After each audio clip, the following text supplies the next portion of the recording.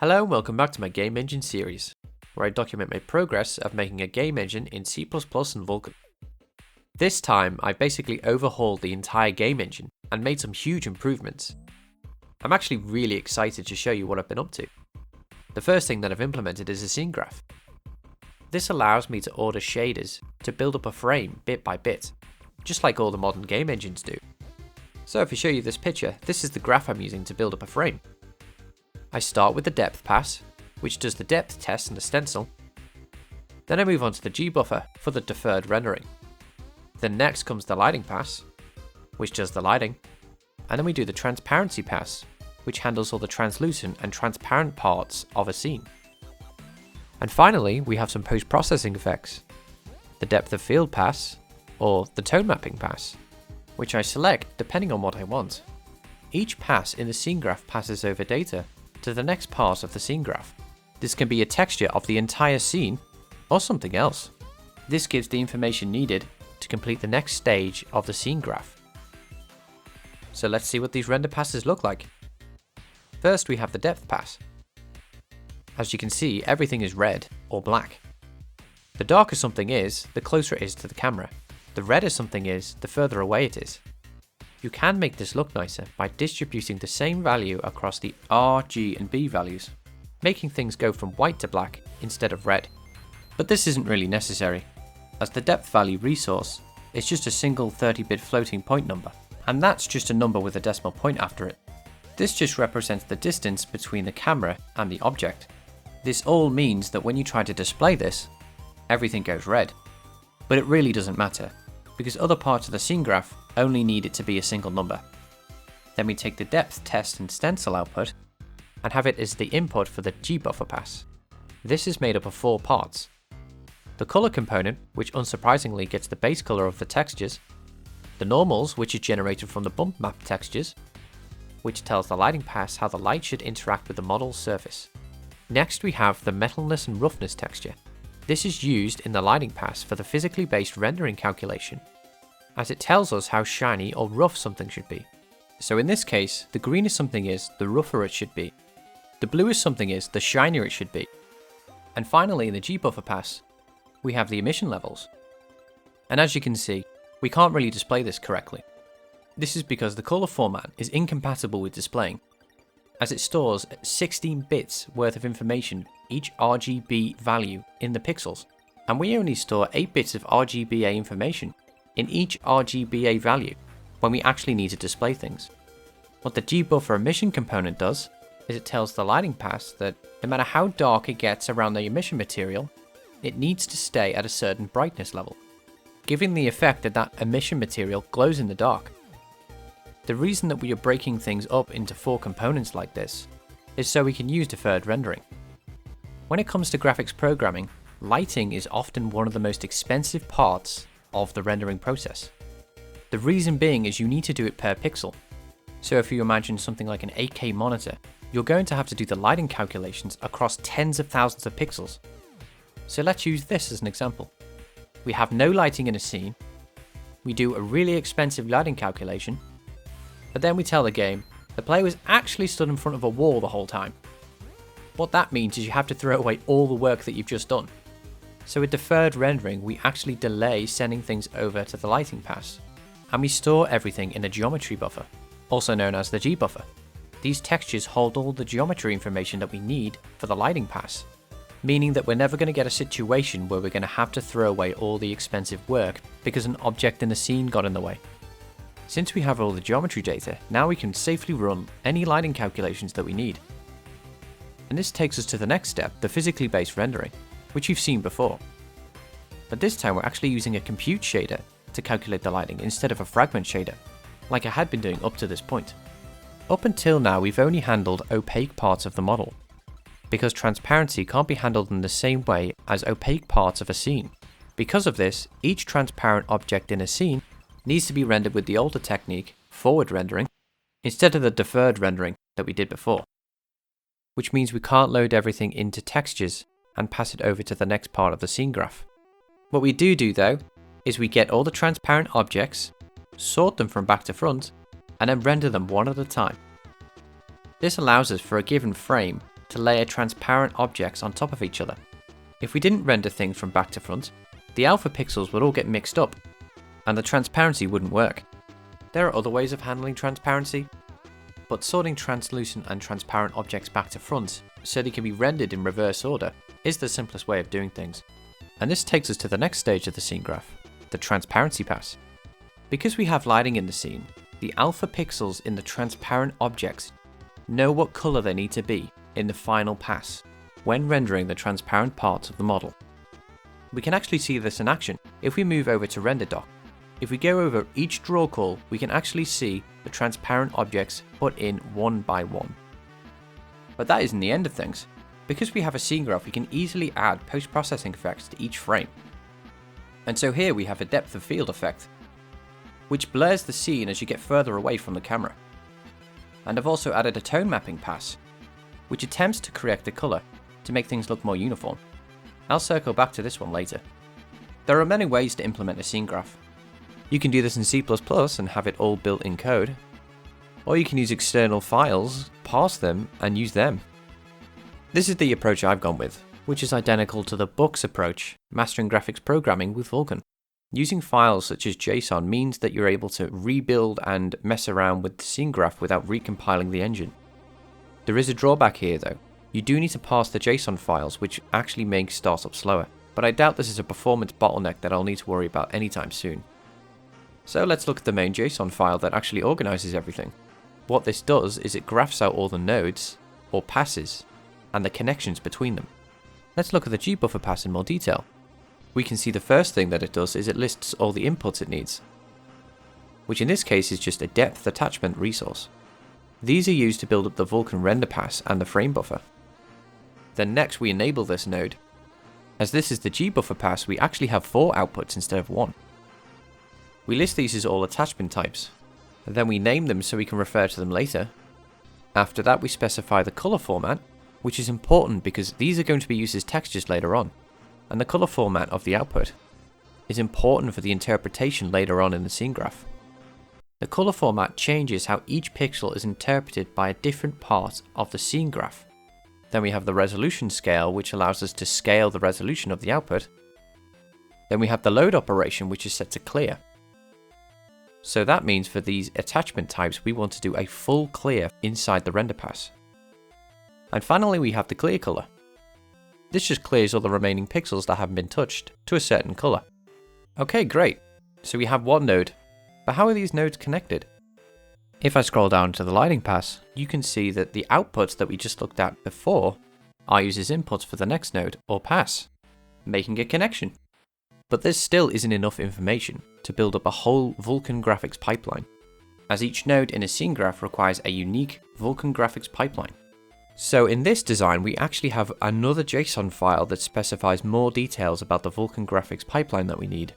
So let's look at the main JSON file. This is where more details of the graphics pipeline for the gbuffer are stored. So if I scroll down to the gbuffer no cull, which means we're not dealing with transparency here, we can see the vertex imports. These are used to build up specific attachments for the render pass. Next we have the name of the pass that we're dealing with, and the depth, which specifies what we want to do with the depth buffer. And finally we hit the gbuffer shaders. So the .h files that are included contain common code which gets put at the top of the shader file before we compile the shader. And the stage specifies what type of shader that we're compiling, a vertex or a fragment shader. The rest of the graphics pipeline is automated via shader SPIRV reflection. The next stage is taking these files into C++, parsing them, which means pulling out the details that we need, filling up data structures that we'll use later, and then sorting the nodes with a depth-first search approach to find the nodes that we need to sort. And then we use our task-based threading system, which I talked about in the last video, to either run a compute command or run a draw call, which means we actually get something rendering to the screen finally. I've already mentioned that I'm dispatching compute commands, and this is another improvement I've made to the game engine. We now have the ability to run compute shaders, and not only that, we actually run them in parallel to the graphics shaders. In this example, we have a cloth physics simulation that's running in a compute shader at the same time that the rendering is happening. So if I take a step back for a minute and actually talk about my first 3 videos that I have on this YouTube channel. And these 3 videos actually run the same maths to simulate the physics. The difference here is that in these early videos, all the physics simulation is done on the CPU. Whereas in the cloth physics simulation that we have here, everything is ran on the GPU. And because it's run on the GPU, we have massive parallel processing to actually do this really efficiently. What's happening in our demo is that we're doing physics calculations that update different parts of the rendering. So how this works is that we have a lighting compute shader, which constructs the geometry so the lighting can work on this cloth, based on the physics calculations done in the cloth physics simulation. We also have a debug pass, which is actually part of the scene graph, which I haven't talked about yet. A debug pass is only meant for game developers to see. They might render things like collision geometry and the bones inside of a model that's animated.